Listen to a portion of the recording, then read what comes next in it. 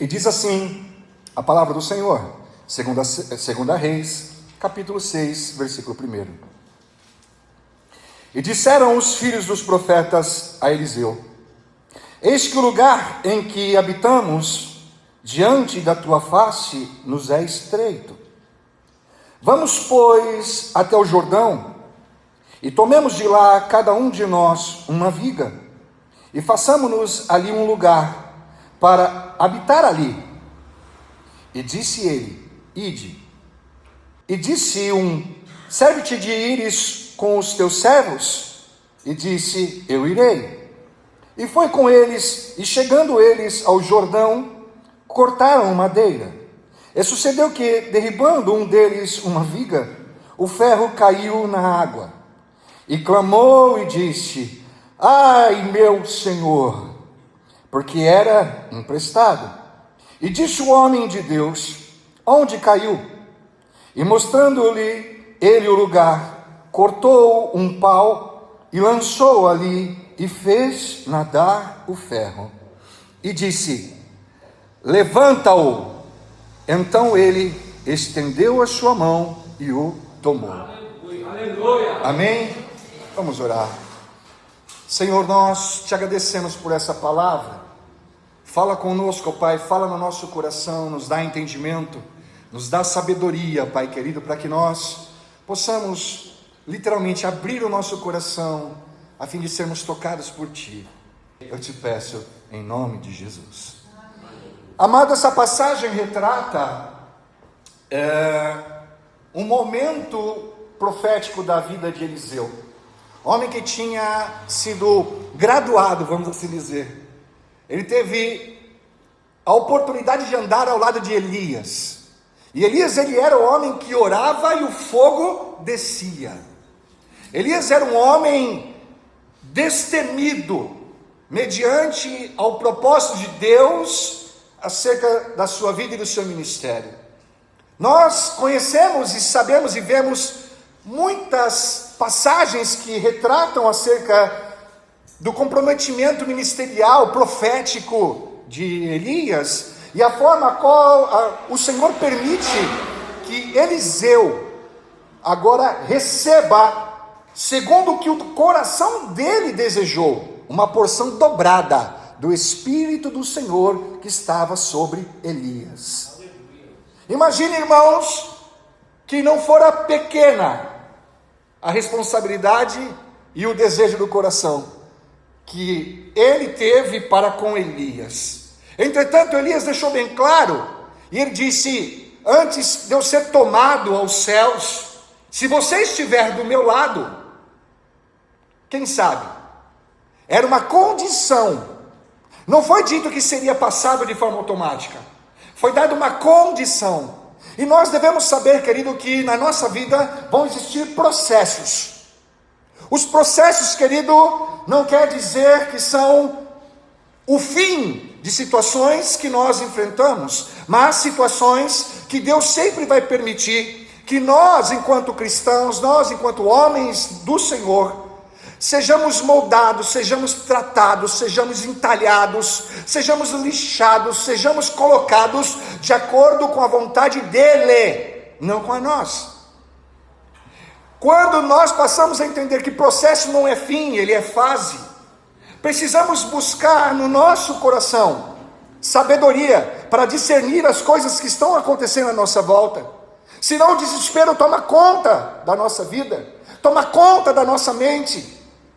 Quando olhamos e vemos que Deus, ele tem um propósito maior acima de todas as coisas na nossa vida, isso deveria nos bastar para que o nosso coração ficasse em paz. Quem sabe aguardando o tempo dele sobre todas as coisas, mas por ele saber que nós não vamos, ele permite o processo. E ele vai abrindo caminho no meio do mar. E ele vai nos moldando no meio do deserto. E ele vai nos direcionando com uma coluna de fogo. Ele vai nos protegendo com a fumaça de dia. A unção dele não abre mão da nossa vida, ainda que nós estejamos fora do propósito dele para conosco. É necessário entender que o profeta, nesse momento que estava recebendo da parte de Deus um direcionamento, ele se condicionou: não vou sair de perto. Às vezes a gente pede algo para Deus e a gente meio que se perde no meio do tempo, a gente meio que se dispersa, a gente até esquece que pediu algo para Deus, a gente fica completamente atordoado, ou quem sabe até meio que tentando criar diagnósticos para aquilo que estamos sentindo, porque a emoção ou o desejo, a ansiedade começa a perturbar o nosso coração, e a gente começa às vezes a falar: será que vai acontecer? Será que não vai? Será que é Deus trabalhando? Será que não é? Irmãos, Ele nos trouxe nessa noite para poder dizer para mim e para você: fica na tua posição, porque vai vir uma medida dobrada do meu Espírito, vai vir uma porção dobrada da glória do Senhor sobre a tua cabeça. Fica na tua posição, aguardando e esperando o movimento de Deus, porque Ele vai honrar a tua fé. Ele levanta Eliseu então, e agora Eliseu passa a ter alguns sinais que o seguem. E você vai ver o primeiro deles, Eliseu sendo questionado pelos homens, se realmente ele era quem tinha recebido a graça, a unção de Elias que estava sobre ele. Os homens que o seguiam ficaram questionando, porque não viram o momento que aconteceu, estavam dispersos, mas ele sim viu e recebeu a capa. E Deus assim permite que ele vá até o rio onde não se tinha como caminhar, e Deus dá uma autoridade para Eliseu como primeira missão da sua obra. E ele pega aquela capa, ele põe aquela capa sobre a água, e as águas se abrem. Amado, pode ser que as pessoas estejam se questionando: eu não vi, eu não sei como é que aconteceu. Será que ele está mentindo para mim? Será que ele está faltando com a verdade? Será que realmente a graça de Deus está sobre a vida dele? Amado, não importa da forma com que as pessoas possam te subjugar, o que importa é a forma com que Deus te reconhece, a forma com que Deus te acolhe, a forma com que Ele conhece a dor do teu coração, e a forma com que Ele está trabalhando dentro da tua casa, dentro da tua família, dentro da condição que muitas das vezes nós não conseguimos entender, mas sabemos que se Deus está operando, irmãos, então algo novo vai acontecer. E ele ali, tomado da unção de Deus, ele, através daquela capa, que agora é dele, não é mais de Elias. A capa simbolizava autoridade, a capa simbolizava uma condição diferenciada. E muitas das vezes não adianta só ter a capa, as pessoas querem ver sinais, as pessoas querem, elas se perguntam, elas querem, irmãos, a pior coisa que tem são os Tomés da vida. Não que nós não sejamos em alguns momentos, muitos momentos nós somos como Tomé. Vimos Deus, vimos o Cristo operar, vimos Cristo curar, ouvimos a sua palavra, vimos Ele sobre o madeiro, vimos e sabemos acerca de todas as coisas, que agora ouvimos que Ele ressurgiu, que Ele ressuscitou. Aí nós nos ausentamos da presença, porque Tomé assim o fez. Tomé se ausenta da presença quando o Senhor vem ter com os discípulos. Tomé não vê, e Tomé começa a questionar se haveria realmente base naquilo que todos estavam testemunhando entre eles. Eu louvo a Deus, querido, porque quanto maior a incredulidade, maior vai ser o sinal de Deus sobre a tua casa, sobre a tua vida e sobre a tua necessidade. Quanto mais for o questionamento, maior for o questionamento acerca da obra de Deus, Ele não deve satisfação para ninguém, mas por nos amar, Ele assim o faz. E quando olhamos e vemos então Eliseu, ele estava numa espécie de uma escola de profetas. Ele estava com os filhos dos profetas, ele estava ensinando acerca da palavra, ensinando acerca dos costumes, falando, quem sabe, sobre aquilo que ele vivenciou, aquilo que ele viu junto a Elias.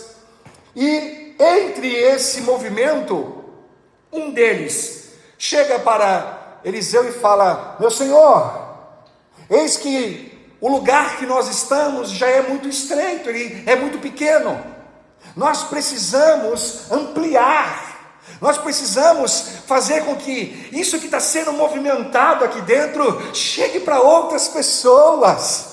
Não tem mais cadeira, não tem mais espaço, está todo mundo muito apertado. Ou quem sabe até profeticamente falando, esse que procura a Eliseu, ele não é citado o nome dele, mas ele procura já profetizando e dizendo: olha meu senhor, o lugar aqui vai ficar pequeno, a gente precisa se movimentar. E isso, querido, é uma condição que tem que partir de nós. A vontade de Deus é boa, perfeita e agradável, mas não adianta nada nós ficarmos olhando e não tomarmos atitude, olharmos, saber, identificarmos e não nos movimentar. É necessário que nós venhamos crer mediante as promessas de Deus que estão sendo ministradas sobre as nossas vidas, através de palavras, através de louvor, através das nossas orações, que nós devemos colocar diante de Deus os nossos projetos, os nossos sonhos, as nossas orações, mas também é necessário que nós venhamos fazer a nossa parte, venhamos nos esforçar, venhamos buscar estratégia, e não importa o que, sabemos que Deus ele vai estar conosco, mas a nossa parte nós temos que fazer. E desses que estavam na escola do profeta, ele desperta essa intenção no coração de Eliseu. Ele vai pedir permissão, e Eliseu vira e fala: vai, pode ir. Irmãos, e o princípio do temor, da sabedoria é o temor a Deus. E quando nós vemos que esse moço, ele fala para Eliseu, ele fala: não meu senhor, eu vim aqui pedir só uma permissão, não, eu quero que o Senhor também nos acompanhe, que o Senhor venha conosco. Irmãos, é necessário que a gente venha buscar aprender e querer aprender com aqueles que já estão antes de nós. É necessário nós termos entendimento que se não aprendermos a sentar, não vamos ter competência, ou até mesmo unção e sabedoria para levantar e ministrar. Nós devemos aprender a buscar humildade em aprender com quem conhece, com quem sabe, e de uma forma despretensiosa abrir o nosso coração, e não sermos avarentos, arrogantes, e quem sabe dizer: opa, ele permitiu que eu vá, vamos lá galera. Não, o temor, princípio da sabedoria, ele vira e fala: não meu Senhor, nós não queremos ir só, nós precisamos que o Senhor vá conosco. Irmãos, eu não sei se você consegue discernir o quão profundo é essa parte, porque muitas das vezes Deus ele fala sim para nós, ele fala sim para aquilo que nós pedimos para ele fala sim, mas nós, como crianças que somos, nos empolgamos, trazemos para nós sentimentos de euforia e esquecemos de pedir para que o Senhor vá conosco. Não são poucas as vezes que nós temos diante de Deus alcançado através das nossas orações, e Ele tem dado o sinal, Ele tem mostrado, direcionado, mas nós nos esquecemos de falar: Senhor, vem comigo, eu não quero ir sozinho. Vem comigo, Senhor, porque eu não conheço o caminho. Vem comigo, Senhor, porque ainda que eu saiba aonde eu vou andar, se eu estiver com o Senhor, eu posso todas as coisas naquele que me fortalece. Vem comigo, Senhor, porque eu sei que o Senhor tem a palavra de consolo, exortação, de graça, livramento, de cura. É o Senhor quem pode todas as coisas. Senhor, seja o meu sócio nesse sonho dessa empresa. Senhor, venha ser comigo, ó Pai querido, que vai dividir o meio a meio do meu entendimento, da graça, de tudo aquilo que está diante da Tua presença, Pai, porque o que o Senhor quer é bom, é perfeito, é agradável, mas o meu coração é enganoso, o meu coração é tendencioso. Esse vira para Eliseu e fala: venha comigo, Senhor, vamos juntos. E ele fala o quê? Vamos. Eu louvo a Deus, querido, todas as vezes que eu orei e tive discernimento de pedir para Deus vir comigo, porque às vezes que eu tentei fazer alguma coisa, achando que eu sabia o que eu estava fazendo, Deus foi lá e me mostrou que eu não sabia. Todas as vezes que eu coloquei a minha mão por eu mesmo, achando que já tinha o controle, o entendimento, o discernimento, e de alguma forma deixava de lado, não a presença, não a graça, não a fé, mas o momento, o requinte do afinamento da intenção da adoração. É necessário, irmão, nós buscarmos a presença do Senhor e levarmos ela conosco por onde a gente quer que a gente vá. Esse jovem chama e eles vão, e diz então a palavra que eles chegam no Jordão, e eles se direcionam para lá para poder pegar madeira. E a proposta era: não vou trazer todas as madeiras não. Cada um dos que forem aqui vai pegar uma. Eu imagino que era bastante gente, porque senão não dava para construir algo maior. E aí você vê a importância da gente entender ser igreja. A importância da gente entender que a gente precisa ter com a formiga, aprender literalmente com a formiga, o tempo de trabalho, o tempo de se esforçar e fazer. Querido, a partir das nossas intenções, a partir da nossa decisão, a partir das nossas ações, Deus tem prazer em honrar aquilo que nós fazemos. Eles vão então e começam a cortar, e diz a palavra do Senhor, que nesse momento, um dos jovens cortando madeira, ele bate a madeira, o machado sobre a madeira, e o ferro do machado cai na água do rio. E diz a palavra que esse jovem, ele grita: ai, meu Senhor! Querido, quantas vezes nós gritamos: ai, meu Senhor!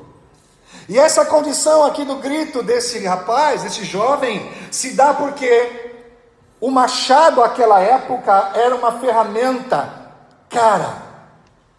Era uma ferramenta que poucos tinham condição de ter dentro das suas ferramentarias ou da sua posse. E diz aqui a palavra que esse machado ele era emprestado. Esse machado não era deles. E o momento que ele bate na madeira, fazendo o trabalho para quem sabe estar ali cortando aquela árvore, o ferro solta da madeira e cai sobre a água. E o desespero que tomou conta desse que grita ai, se dá exatamente por se sentir irresponsável, por ter perdido algo que não era dele, por ter entendido no seu coração que, quem sabe, precisava ter tido mais habilidade, mais entendimento. Quem sabe ele no seu coração, no momento que ele perde aquela ferramenta, ele não estava só preocupado com a cobrança do dono, mas da forma com que o dono poderia julgar os profetas de Deus.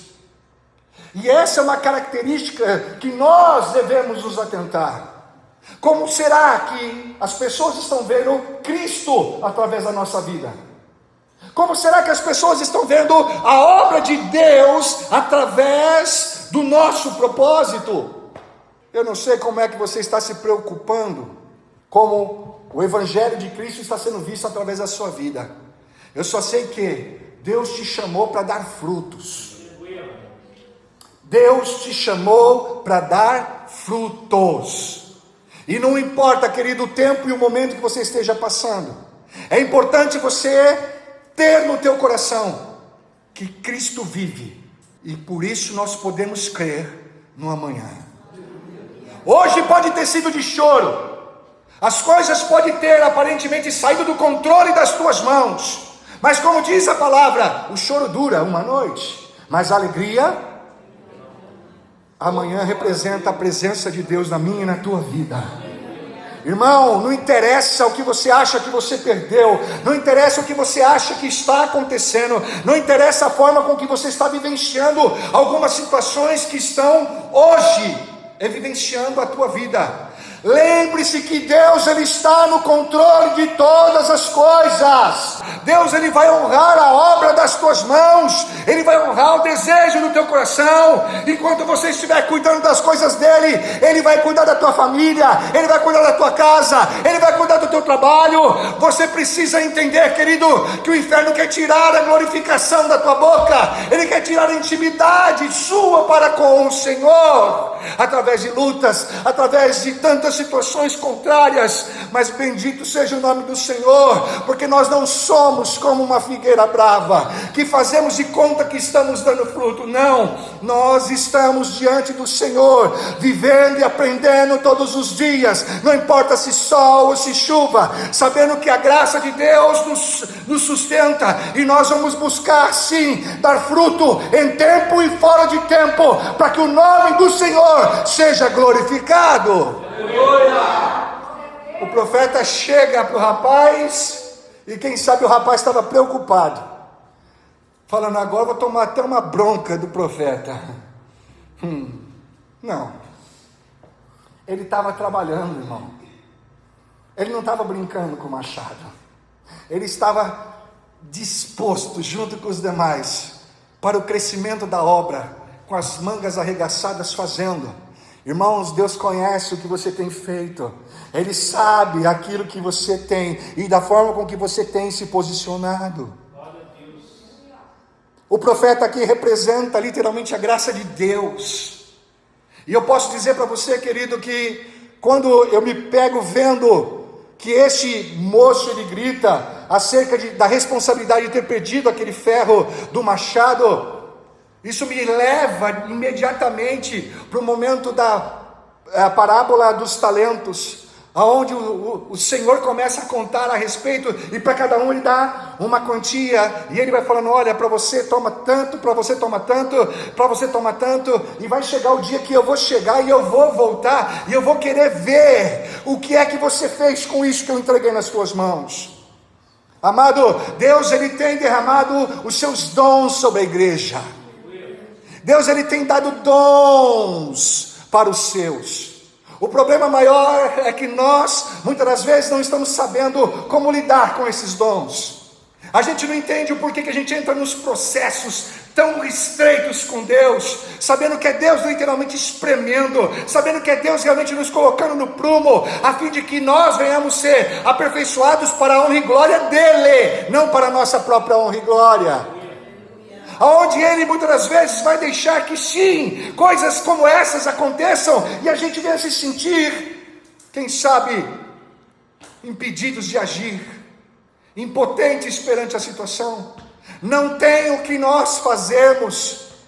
O machado caiu dentro do rio, não tem como achar. Nesse rio a água é turva, é perto de raízes, perto de madeira, não tem o que eu fazer. E muitas das vezes o rio representa as questões da nossa vida, os galhos e aquilo tudo que está ali em volta, e todas as situações que muitas das vezes pela água turva nos tira o discernimento de ver aonde literalmente caímos, aonde perdemos, ou o que realmente aconteceu. Parece que fomos roubados do direito de entender o que está acontecendo, mas presta atenção, porque o Senhor diz por essa palavra: eu estou contigo, e eu sei exatamente aonde está o que é teu. Aleluia! Irmão, Deus cuida, Deus guarda, Ele vai te capacitar, Ele vai te orientar. Não sai da tua posição. Eu vou falar mais uma vez para você gravar isso no teu coração: não sai da tua posição. Aleluia! Seja adorador, seja intercessor, seja a mãe que chora, seja o pai que está ali sustentando, seja o filho que ama, ainda que não entenda tantas coisas que vêm por parte dos pais e pelo tempo, mas que ama e sabe que os pais fazem por amor e tem a condição de poder nos direcionar sobre caminhos que não conhecemos. E quantas vezes nos falta um entendimento. Às vezes a gente tenta falar com os nossos filhos e eles não estão nem aí, ou na verdade eles estão fechando os ouvidos. E querido, não para de falar, não para de ser pai, não para de ser mãe, não para de ser intercessor, não para de ser pastor, não para de ser aquele que adora, não para, ainda que as situações sejam contrárias à tua vida, não para, porque a graça de Deus, ela vai te sustentar por todo o processo. O profeta chega e fala para o garoto, para o moço: aonde foi que caiu? E ele aponta dizendo: aqui. É necessário que a gente reconheça determinados erros, determinadas situações, determinadas questões, e a palavra do Senhor nos ensina e fala que se nós tropeçarmos, Ele é justo e Ele vai nos levantar. Aleluia. É necessário a gente fazer uma avaliação, não se fazer de doido não. O jovenzinho podia muito bem ter deixado o machado cair, fazer de conta que nada aconteceu. Diante de Deus não tem jeito, irmão. Você pode correr para um lado, você pode correr para o outro, você vai tentar se esconder, mas não tem como. E quando ele aponta onde estava, diz a palavra do Senhor que o profeta pega uma madeira e ele joga aquela madeira sobre as águas, e o impossível acontece. Aleluia. Irmãos, por que o impossível? Porque aí a gente está falando de física, aí a gente está falando de questões que, humanamente falando, não haveria possibilidade alguma da matéria flutuar. Pode ser que você precise realmente viver um momento onde coisas sobrenaturais aconteçam diante dos teus olhos, não para você simplesmente crer, para continuar crendo, mas para que todos à sua volta possam testificar e testemunhar o valor a qual Deus ele tem sobre a tua vida. Não importa, querido, aonde caiu o machado, não importa onde a ferramenta se precipitou, não importa se o talento se perdeu, o Senhor nessa noite nos trouxe aqui para poder dizer: através do madeiro eu te comprei, através do madeiro eu te remi, através da cruz do Calvário eu tirei toda a legalidade de maldição que era contra a tua vida, toda a legalidade de maldição que era contra a tua família. Eu te comprei com sangue, eu te separei dentre os teus. A obra que eu tenho na tua vida, ela não para aqui. A obra que eu tenho na tua família não vai ficar pela metade. Sou eu que estou trabalhando nos mínimos detalhes. A madeira representa a cruz, e não importa, querido, como você esteja vivenciando os dias de hoje, essa cruz ela vai fazer o sobrenatural de Deus acontecer na sua casa, na sua família, na sua vida. O madeiro, representado pela cruz de Cristo, ainda que tido como maldito todo aquele que morrer no madeiro, Jesus se fez por maldito, foi julgado, escarnecido, foi cuspido, desacreditaram nele, e ele não se justificou. Irmãos, o segredo da adoração está na obediência. O segredo do temor e da graça, da misericórdia está em podermos ouvir a voz do Senhor e buscarmos diante dele, da palavra dele, seguir os nossos passos, os nossos caminhos.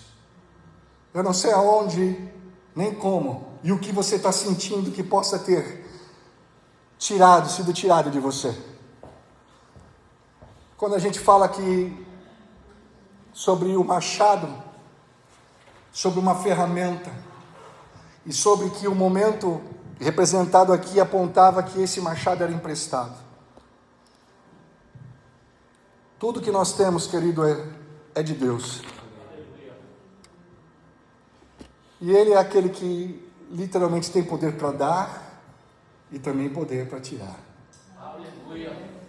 E tudo se torna passageiro quando olhamos e vemos que nós não temos o controle sobre nada. E que desse mundo a gente não vai levar nada.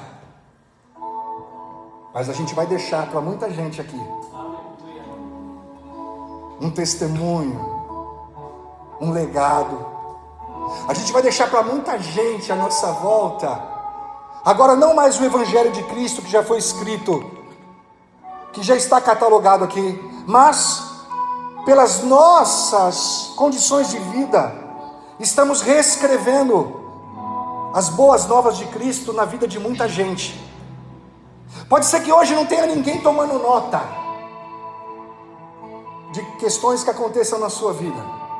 Não tenha ninguém fazendo um diário, falando: olha, hoje a Beth passou por isso, aconteceu aquilo, mas Deus honrou a Beth nessa situação. Mas saiba que diante da presença do Senhor, nós cremos e sabemos que ao nosso redor estão os anjos do Senhor, ao derredor, hostes e potestades do mal. E assim como as hostes e potestades do mal se levantam a fim de querer nos acusar, os anjos do Senhor estão para nos servir. E nada do que a gente faz passa desapercebido aos olhos do Senhor. Pode ser que os dias sejam maus e as lutas tenham vindo bater a sua porta, mas que você possa ter no teu coração o desejo, que você possa ter no teu coração a ânsia de que o mundo veja Cristo através de você, o mundo veja a palavra de Deus se cumprindo através de você. Isso é uma missão, é algo muito pesado, mas Ele nos chamou para isso. Ele nos chamou para que nós pudéssemos ir e propagar o seu nome, e levar liberdade aos cativos e cura aos enfermos, e através da sua obra na nossa vida, que nós nos tornássemos referências para aqueles que estão a nos observar. Irmão, Deus Ele está tratando no teu coração, na tua vida, no teu ministério, no teu chamado, naquilo que você dispôs a fazer, e Ele está aperfeiçoando essa boa obra que Ele mesmo começou. Não tem o que se perca diante da presença do Senhor, não tem o que possa parar perante a promessa de Deus. Mostra para o Senhor aonde está a tua dor nessa noite. Mostra para o Senhor aquilo que o seu coração de alguma forma está trazendo como: mas Ele sabe. É claro que Ele sabe, mas quando nós, diante dos homens e diante das potestades, diante dos seres que estão à nossa volta, professamos a Cristo acima da nossa dor, não nos deixamos abater, não nos dobramos mediante as situações ruins, não é ferramenta que vai nos tirar da presença de Deus, não é condições de sentimentos de perda que vai conseguir nos roubar da presença do Senhor. Até nisso Deus Ele está trabalhando, e Ele está proporcionando crescimento para todo mundo. Ele está trabalhando, Ele está fazendo. Certa feita, Jesus chega para Pedro e fala: Pedro, o que eu faço hoje você não entende, Pedro, mas eis que vai chegar um tempo que tudo há de ser revelado. Irmãos, tem coisas que a gente vai realmente viver. Às vezes a gente não vai ter uma cartilha, não vai ter tempo de estudar, não, a gente vai ter que passar. Mas saiba que é o Senhor. Quando o seu coração ele está disposto, como adorador, a não ir sozinho, Ele vai com você. Ele passa no meio do mar com você. Ele entra na fornalha junto com você. Ele não desampara aquele que nele espera. Continua, querido, crendo. Continua orando. Continua sendo sensível à voz de Deus, intercedendo pela tua casa, intercedendo pela tua família, pela empresa que você trabalha, pelos patrões, intercedendo pela república, intercedendo, querido, para que haja misericórdia da parte de Deus, para que a unção de Deus possa ser revelada. E não importa aquilo que estiver sido dado como perda na tua vida, nem o momento da dor, nem o momento da confusão, o Senhor está chegando hoje para você e falando: aonde está a tua dor? Aonde está a tua dor? Pela cruz nós já fomos justificados. Fomos separados, comprados. E aquele qual o Senhor chamou para ser seu, irmão, Ele não brinca de ser Deus na nossa vida. Ele está trabalhando ao meu e ao teu favor. Não dê nada como perdido, porque ainda que você olhe com os teus olhos e veja tudo embaçado, uma fumaça, ou quem sabe uma névoa, te roubando o direito de poder, quem sabe, resgatar o que você perdeu, o Senhor está dizendo: a tua parte você fez, agora é comigo. Aleluia! Agora sou eu. Glória a Deus! Agora você vai testemunhar a obra que eu vou fazer. Agora você vai começar a ver o que eu tenho e de que forma eu vou surpreender não só você, mas a todos que estão à sua volta. Amém? Amém! Deus seja louvado. Amém. Se coloca de pé, querido. Aplauda o Senhor.